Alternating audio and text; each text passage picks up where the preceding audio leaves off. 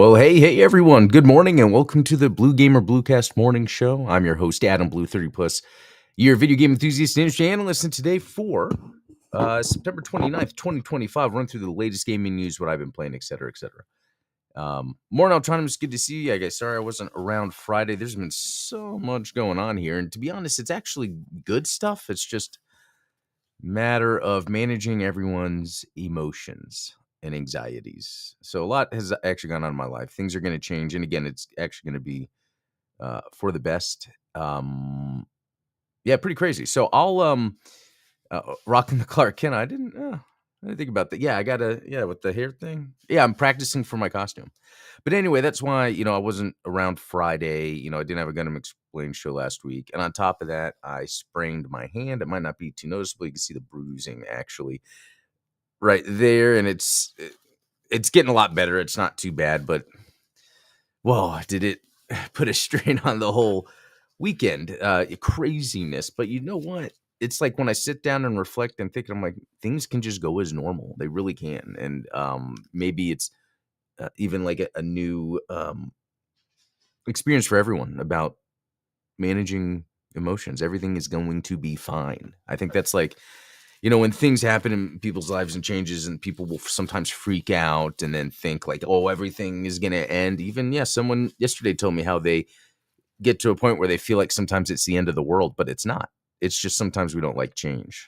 But it's a change I've been waiting for a long time, and it's going to be great. So, yeah, and there's a lot of interesting things that have to do with video gaming in parallel. So I've noticed that in my life, maybe where I am in my life, where I have multiple things going on in my life, and each one of them is part of a whole of a lesson.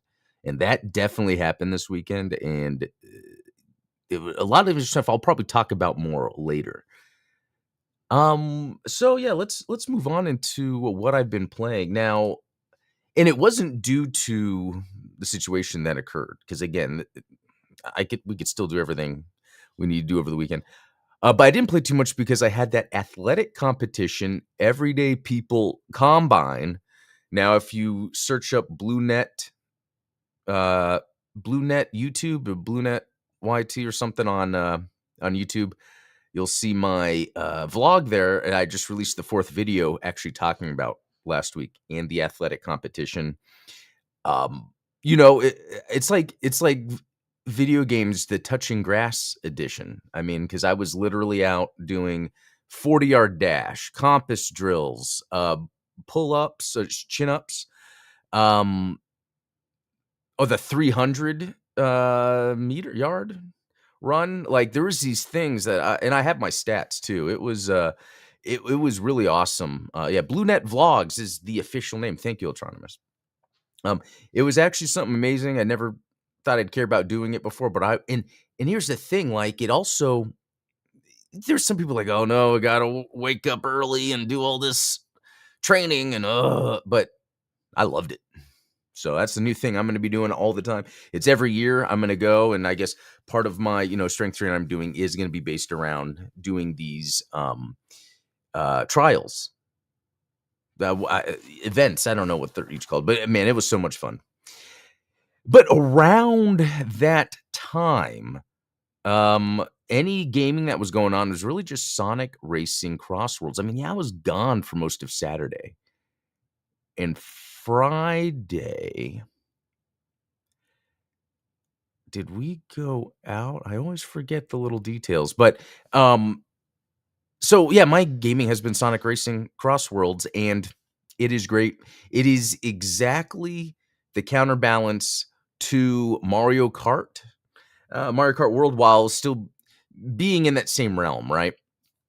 I think what makes Sonic Racing Crossworlds work is they kind of just went all out to be like, yeah, let's just make this crazy.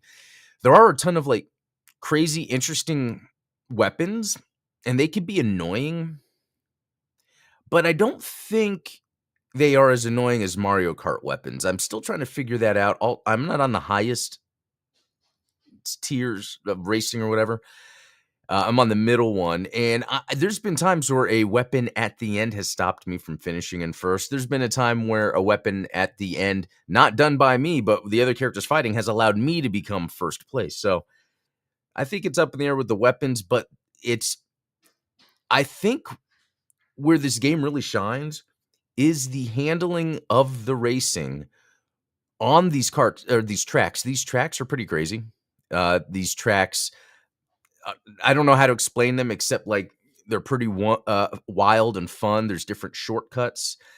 And even as you're going through the Grand Prix, when you're getting to that final race, it's a mix of the different tracks, but maybe some of them it's like a different route opened up. So it's almost like when you're playing, you're like going on this adventure that maybe sometimes it might not be what you think.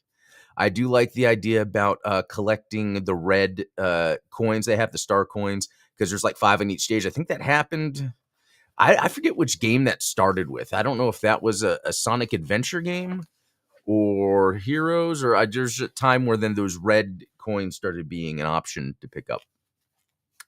But what's cool about that is that kind of adds that sort of collecting exploration thing. So I might beat a race, but like, oh, there's other coins I could have got. I think I even went to play online, or I forget. I did something else that I was playing that I could still grab those red coins if I didn't get them all. Anyway, it's just a fun little extra thing to have in this game that is wild, and it works. It is definitely you can. I guess out of all genres, and for me specifically, like the racing, the adventure action racing stuff, like I could play a bunch of those games every year. So Red Rings were unleashed on Unleashed. Thank you for confirming when that was. It was Unleashed. Okay. Which is cool because in Sonic Racing Cross Worlds, you could be the Werehog. It even plays the music from Unleashed. It even has tracks that are based on levels from Unleashed. So I like that. I remember when Unleashed came out and it was like, what is this? But at the same time, it was fun. And now I'm thinking I should play it again. Should they, if they haven't, shouldn't they just come out with a remaster of that? I liked it. It's kind of funny to think. It's just that you weren't thinking to do Werehog platforming in a Sonic game, but it did break up the gameplay, that's for sure. And then this other one is very interesting is unpacking. So this is very interesting because, this has to do with what's going on. When I was talking about the parallel weird things that happen, the last time I played this game unpacking was with my daughter, who doesn't live with me. And it was the last time that she had spent a lot of like a long period. So we were just playing that game during the day. And then, sometimes that game would come up and I would think about, too bad I'm in a situation where my daughter doesn't live with me, whatever. But then, yeah, things have changed and that's going to change. And not only is she going to start living here, but like yesterday, she was like, hey, what about that game that I would play? And then she played it. And so it was just kind of like a neat little connective situation there. Related to Sonic Racing also, but that'll be a story for another time. So it's to me, there is more of a bigger thing at play here. Hey, Jim KillX, when the things that are going on in my life are happening while I'm seeing Unpacking and Sonic Racing, where the last game's played.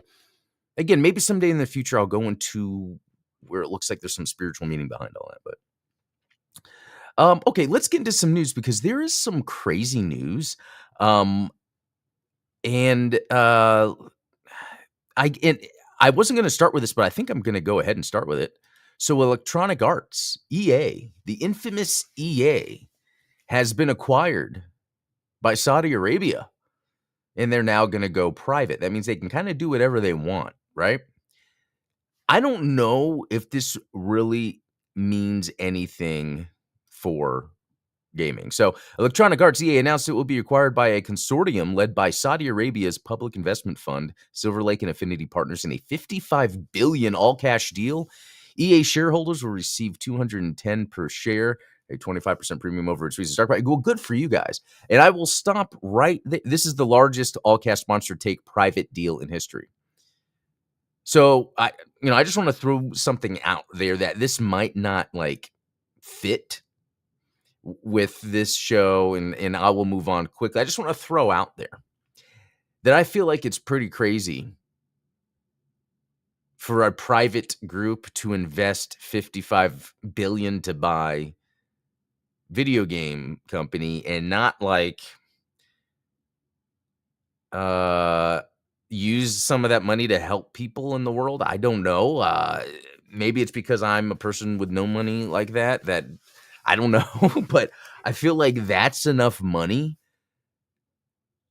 to change people's lives. Okay, and so I'm going to move on from that topic because this is video games, but even within my video game bubble, there's some things I see sometimes where it's like, yeah, as much as I love video games, I I feel like this isn't the best use of human ingenuity. So anyway, um, to move on, EA's CEO Andrew Wilson will remain in charge. Of course, that happens every time that not every time, but sometimes. And then slowly the CEO will get phased out. The deal is expected to close in 27 Q1. Let's see. There's some other things going on. Yeah, Andrew Wilson is staying. However, private ownership removes Wall Street's quarterly earnings pressure. EA may get more freedom to invest long term instead. So I started asking the real questions. And I think it was this. Yeah, no player impact. Yeah, monetization. Don't expect less monetization. If anything, because this is that private thing, this is more of a private investor group getting this like huge global microtransaction farm, because of how EA does esports, the esports, how they're popular there. And I guess what I'm getting at this is almost like natural evolution of Electronic Arts. I don't see the way they're positioning themselves being bought privately for someone that's like a video game enthusiast to make video games. Hold on one second.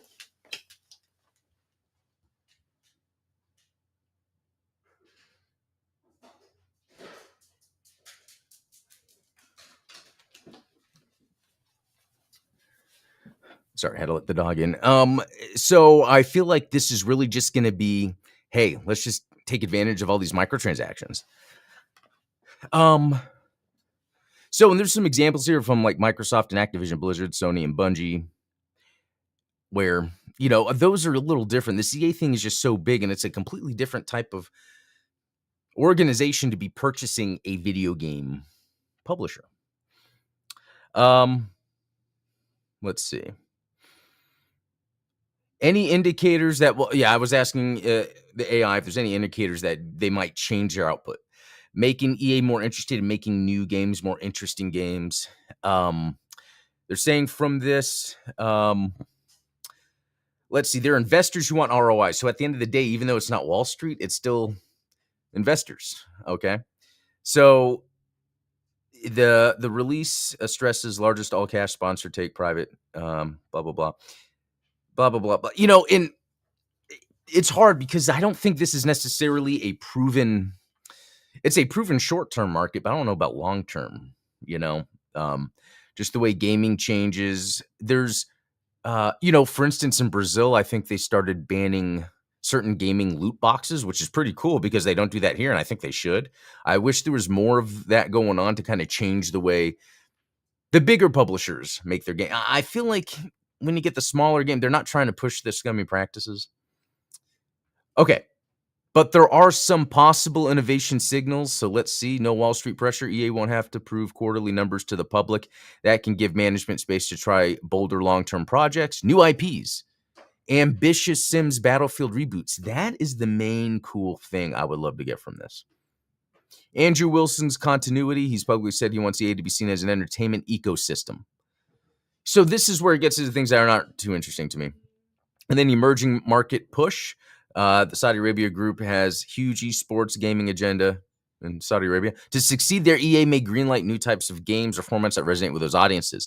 So it could be games that are coming out might be more in line for the Saudi Arabia esports audience, which again is fine. Maybe that's EA's evolution, and that creates a gap, for the Western markets to get another. Anyway, so core output, sports, Apex, Battlefield, Sims, Star Wars stay exactly the same. I'm curious to see what happens with Star Wars. Let's see. If there is new IP, expect it to be a big budget live service bet rather than a quirky single player project. But I wonder why. I wonder what makes it any different if it's Wall Street or a private funding group. Both of them want to see a return, right? I guess maybe with the private, it's a little more strategic and long term. Um, anyway, this is all very interesting. I feel like this is time for EA to kind of get out of this, the kind of the normalcy of gaming. We'll see what happens. Okay. That I think that's the big news item, even though I don't care. EA could disappear. I don't care. Like Battlefield 6 could be good. I played it, and it was fun. It was fine, but I don't know.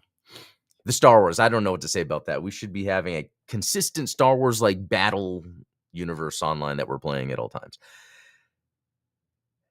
Yeah, let's move on from that. Let's see. I'm going to just start reading this title, and if I feel like it's interesting, I'll keep reading. If not, I'll move on. 92.7% of gaming content creators work independently, says new study. Research finds a majority of influencers work part-time, creating content alongside full-time responsibilities. Wow. So I'm part of that group. I'm not some exclusive club. I am doing what a lot of people that are into content creation are doing, is doing it alongside their full-time job. 92.7 gaming content creators operate independently without agency. Okay, I do have agency representation, but that's for Gundam Explained specifically. So I guess, yeah, not gaming. Okay, so let's see. With a large majority creating content alongside full-time employment or education. That's according to yours truly's Gaming Content Creator Report 2025. That's interesting. I'm going to look at that. Which is aimed towards helping games marketing professionals build relationships with content creators across social media. Man, that line is going to be blurred soon. I feel like after a while, it's going to be less about companies having marketing departments, and it's just like they have access to influencers or something. I don't know. Looking at platform preferences, the majority of creators use YouTube and Twitch. However, 89% of respondents also produce short-form content on Instagram, TikTok, and YouTube Shorts. Okay. Wait, the majority is 68%. However, 89%. Okay. Yours truly noted that creators are diversifying across multiple platforms for short-form content as they can increase their reach without much extra work. So I guess what I do is I do the live stream because this is more of something I would want to be doing anyway, is getting some good morning gaming news. There was someone I was following for a little while that was really cool, but it became preachy about his religion randomly. And like and that's fine. I was like, well, I'm not going to watch that. And I was like, you know what? I just need to make my own. And the way I do it is interesting because it's just the morning live streams, which don't get as much juice as a posted video. So lately what I've been doing, and I'm going to try to improve on this, is from my live streams, you can create clips that become posted videos, and that kind of helps with reach. So anyway, I guess that's just to kind of go over this. This more aligns with me, but also I can kind of give information on how I'm trying to apply this to my stuff. So, okay, this is a game report. I'll read that later. Okay, the news story at first was just talks to buy, and then right before we went live, it was for sure. Okay, here's something pretty cool. Blood refreshed supply announced for PS5, Xbox Series, Switch 2, PS4, Xbox One, Switch, and PC. So Blood came out in 97. Loved that game. It used the Doom engine. Wasn't there a specific name for it? But anyway, I hope they even say it in here. Anyway, I loved Blood when it came out so much. And then recently, they came out with the remaster. There's Blood. It wasn't like refreshed, but it was something else. Let's go to the Steam page.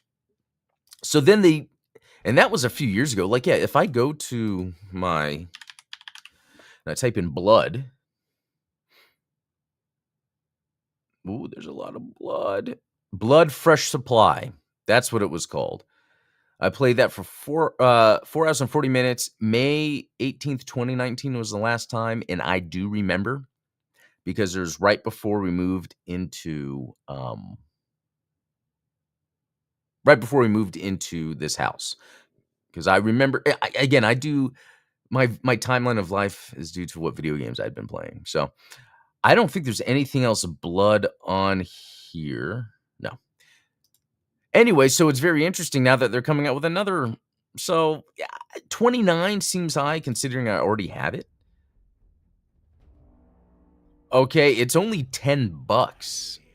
I don't know if it's because I have it, but promotional offer ends December 4th. So if you wanted to get it pretty cheap right now, you can get it for $10. I will do it. I like what Night Dive Studios does. I really like this game. Yeah, I'm down for that. Okay. This is cool. Real Bout Fatal Fury 2, the newcomers Neo Geo Premium Selection Edition with rollback netcode now available for PC.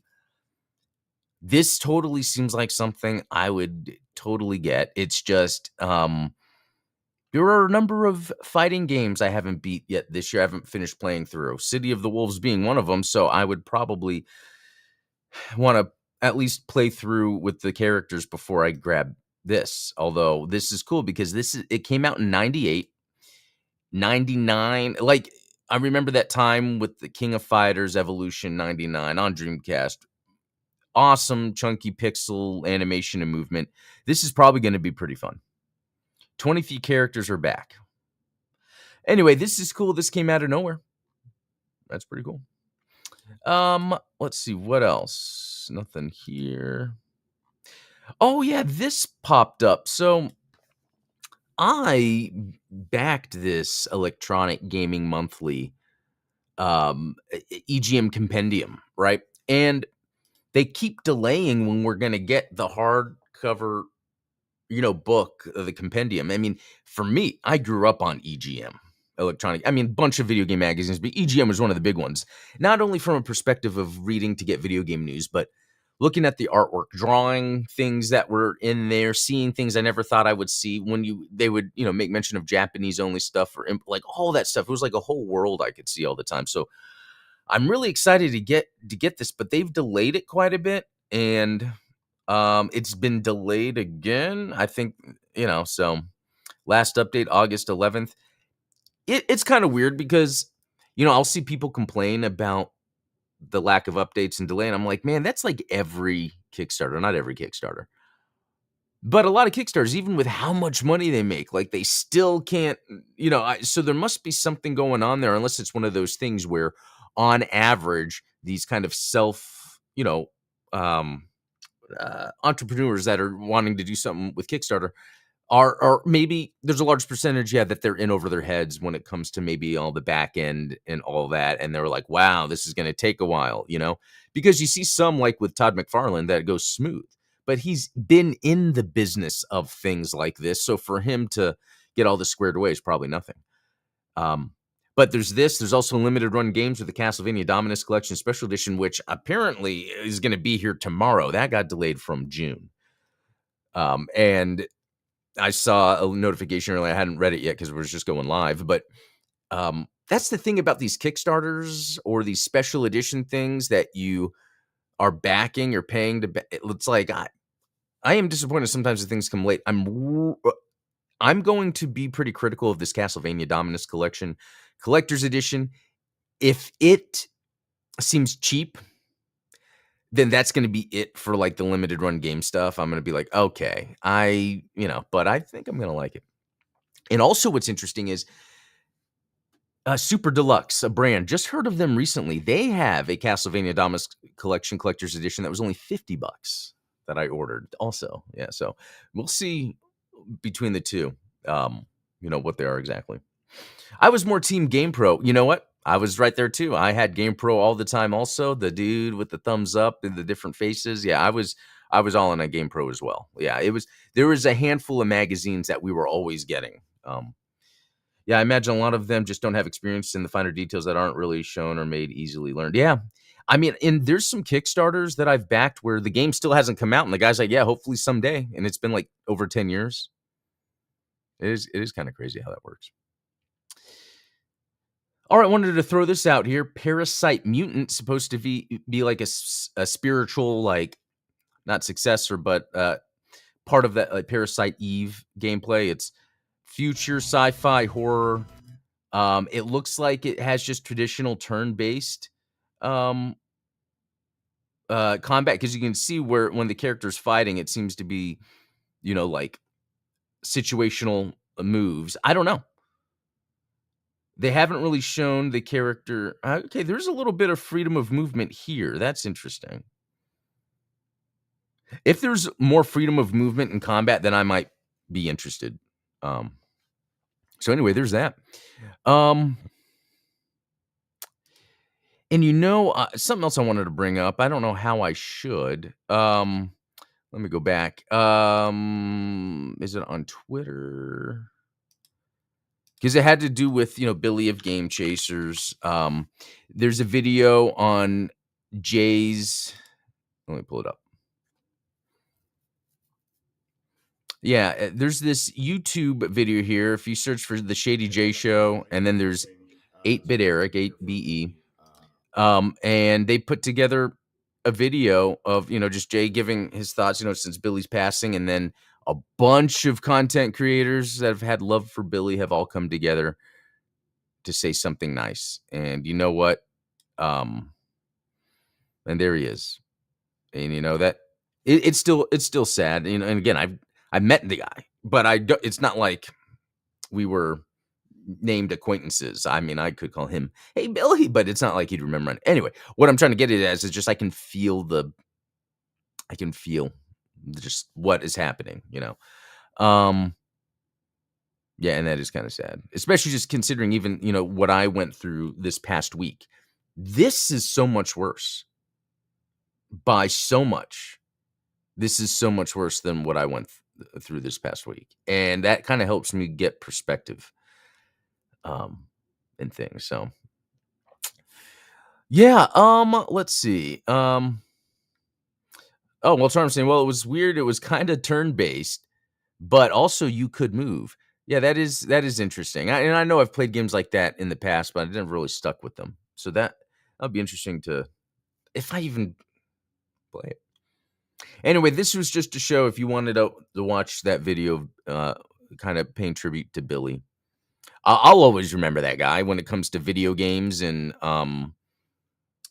the video game scene and all this stuff. I mean, just from watching Game Chasers, I was just reliving my early 2000s of when I was going out GameStop hopping. I remember I call that. Before I was calling it GameStop hopping, it was just FuncoLand visits. Because there was more FuncoLands is what it was called. And then once they became GameStop, we'd call it GameStop hopping. And then I stopped doing that, but then I loved watching it through them. And I was like, this is me. This is my people, It's really cool. So anyway, I think that's the end of this episode. I'm going to head to work. Hope you guys have a good rest of the day, and I'll be back tomorrow with some more news. But yeah, until then, have a good one, and peace out. See you.